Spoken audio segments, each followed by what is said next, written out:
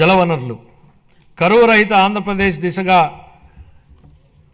ఈ భూమిపై ఏదైనా అద్భుతం ఉందంటే అది నీరే అన్న లోరెన్ ఐస్లీ అమెరికన్ ఆంథ్రోపాలజిస్ట్ మాటలు గుర్తు చేసుకుంటున్నాం అధ్యక్ష. ఈ మాట నీటి ప్రాధాన్యతను వివరిస్తుంది అధ్యక్ష. సాగునీటి రంగాన్ని గత ప్రభుత్వం పూర్తిగా నిర్లక్ష్యం చేసింది. ఈ రంగాన్ని విధ్వంసం చేసింది. నీటి కోసం ఎదురు చూసే రాయలసీమ ఉత్తరాంధ్ర రైతులను నట్టేట ముంచింది. జీవనాడి లాంటి పోలవరం ప్రాజెక్టు మొదలుకొని పల్లెల్లో పిల్ల కాలువల నిర్వహణను కూడా సరిగ్గా పట్టించుకోకుండా వదిలేసింది. నిర్లక్ష్యం వల్ల గత ప్రభుత్వం హయాంలో కొట్టుకుపోయిన డ్యాములని చూసాం. వాటి వైపు కన్నెత్తి చూడని పాలకుల్ని చూసాం. మరోవైపు తుంగభద్ర డ్యాంలో గేట్లు కొట్టుకుపోతే తెల్లారక ముందే పొరుగు రాష్ట్రానికి పరుగులు పెట్టించిన నేటి పాలకుడిని చూస్తున్నాం. ఇది మాకున్నటువంటి చిత్తశుద్ధి. గరిష్ట స్థాయిలో 10,000 కోట్ల రూపాయలకు పైగా బిల్లుల బకాయిలు ఉండడంతో అన్ని సాగునీటి ప్రాజెక్టుల పురోగతి కుంటుపడింది. తమ కక్ష సాధింపు రాజకీయాలలో భాగంగా గత ప్రభుత్వం దీర్ఘకాలంగా నిలిపివేసిన నీరు చెట్టు బిల్లులు సైతం ఇందులో ఉన్నాయి. 4,600 కోట్ల రూపాయల బకాయిలను చెల్లించి మా ప్రభుత్వం నిలిచిపోయిన ప్రాజెక్టులను పునరుద్ధరించింది. మిగిలిన బిల్లులను కూడా త్వరలోనే చెల్లించనున్నాం.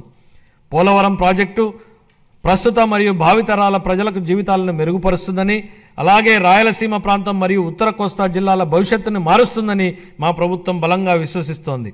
భవిష్యత్తును తీర్చిదిద్ది వ్యవసాయాన్ని పరిరక్షించి మన రాష్ట్రాన్ని నీటి భద్రత గల కరువు రహిత రాష్ట్రంగా మార్చే శక్తి ఈ ప్రాజెక్టుకు ఉంది. మా ప్రభుత్వం ఈ ప్రాజెక్టు మొదటి దశకు గాను కేంద్ర ప్రభుత్వం నుండి 12,157 కోట్ల రూపాయలను పొందగలిగింది. ఇప్పటికి 73% పురోగతిని సాధించిన ఈ ప్రాజెక్టు 2027 నాటికి పూర్తి కానుంది.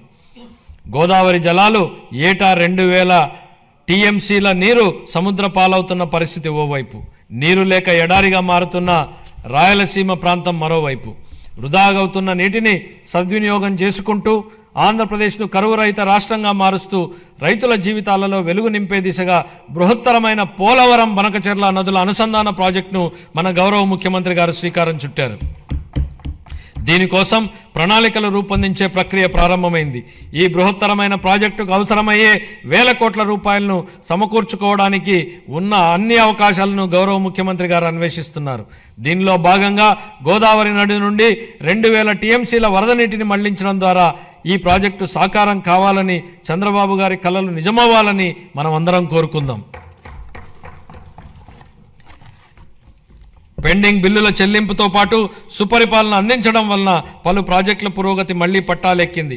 వీటిలో హంద్రీనీవా సుజల స్రవంతి ప్రాజెక్టు వెడల్పు చేసే పనులు ఇప్పటికే ప్రారంభమయ్యాయి. పూల సుబ్బయ్య వెలుగొండ ప్రాజెక్టు, చింతలపూడి ఎత్తిపోతల పథకం స్టేజ్ 2లోని బొడ్డేపల్లి రాజగోపాలరావు వంశధార ఫేజ్ 2 పనులు వివిధ దశల్లో ఉన్నాయి. 25-26 ఆర్థిక సంవత్సరానికి జలవనరుల శాఖకు 18,019 కోట్ల రూపాయల కేటాయింపును ప్రతిపాదిస్తున్నాను.